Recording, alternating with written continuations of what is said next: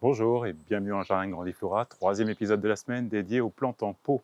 Et aujourd'hui dédié à ces trois malheureuses qui ont bien souffert là. Sur les 15 derniers jours, on a vraiment eu un temps très sec.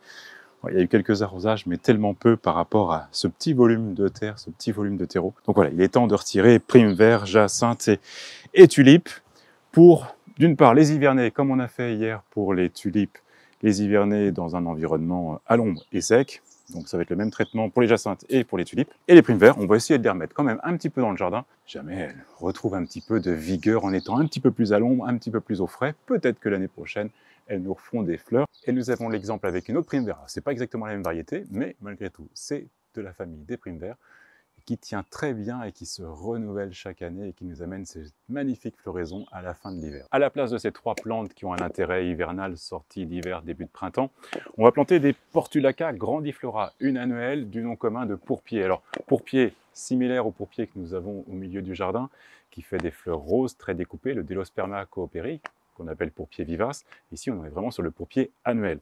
Et c'est une plante qui va être extraordinaire parce que très résistante à toutes les conditions extrêmes. Et justement, vous le plantez dans un sol vraiment très léger, très drainant. On va même mélanger du sable avec de la terre. Et on va les planter dans ces pots qui ont une petite contenance. Et donc, les plantes seront très exposées au soleil tout l'été. Donc, bien entendu, il y aura quand même un petit arrosage. Ce n'est pas gênant si on les oublie quelques temps. Bien entendu, vous pouvez les planter dans des rocailles, vous pouvez les planter ne serait-ce que dans des allées, là où vous savez qu'une allée a été réalisée, qu'un empierrement a été fait, que c'est un espace vraiment très drainant. N'hésitez pas à les planter et elles se développeront. Vous verrez, c'est absolument magnifique. Pourpier annuel, alors une plante qui va pas être très résistante aux températures négatives, sauf si vous les plantez dans un sol très drainant. Et là, toute est la clé. Si vous êtes dans une région douce et que l'hiver est sec, le pourpier pourra résister. Mais voilà, si les températures descendent un petit peu trop bas, que c'est humide, voilà, aucune chance. Alors avec la sécheresse, l'autre intérêt du pourpier annuel, le Portulaca grandiflora, c'est cette grande fleur qui va être en forme de coupe, fleur simple ou fleur double, et qui va avoir des couleurs très vives, telles que le rose que l'on voit ici, le rouge orangé, le jaune. Voilà, il va y avoir vraiment des couleurs qui vont donner beaucoup de peps. Et donc l'intérêt recherché par cette composition de couleurs vives, bien, ça va être d'attirer l'attention pour emmener le regard vers le reste du jardin et contempler tout ce que l'on a pu mettre comme effort sur l'association des plantes ensemble, rosiers, lavande et autres sauges. Voilà. L'idée vraiment, elle est là. J'attire le regard et j'emmène vers le reste de notre composition. Alors évidemment, j'ai dit que c'était une plante de terrain sec, mais j'arrose quand même pour que terre, terreau, voilà, tout ça, ça se colmate bien et que la plante, voilà, que le système racinaire trouve son chemin dans ce petit pot, dans ce petit contenant. Allez, les autres tâches du week-end. Alors, commencez à mettre de l'engrais dans l'arrosage de toutes vos plantes annuelles qui vont avoir besoin de ce coup de boost là parce que la chaleur commence à arriver. Donc, l'engrais associé à l'arrosage, tous les 15 jours, c'est très bien. Et puis, si vous avez des plantes qui commencent à créer leur grande hampe florale, n'oubliez pas de les cercler pour les protéger.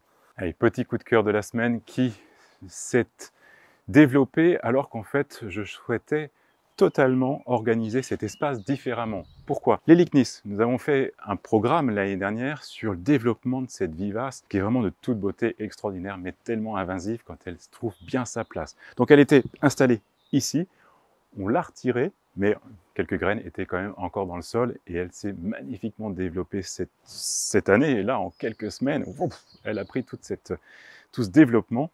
Mais je le trouve extraordinaire parce qu'elle s'est installée exactement dans le cœur du protéa où il n'y a pas de feuilles. Et c'est la deuxième raison, la deuxième erreur de cette gestion de l'hiver. En fait, la protée que vous avez ici, je souhaitais la tailler à la sortie de l'hiver, mais j'avais un petit peu peur des gelées qui étaient encore présentes et c'est tellement une plante que je chéris que j'y vais encore à tâtons dans cette gestion de la taille hivernale. Je ne l'ai pas taillée, à tort, parce que je l'aurais taillée, elle aurait refait des départs beaucoup plus au cœur. Mais elle n'aurait pas laissé la place à cette magnifique plante qui s'est installée.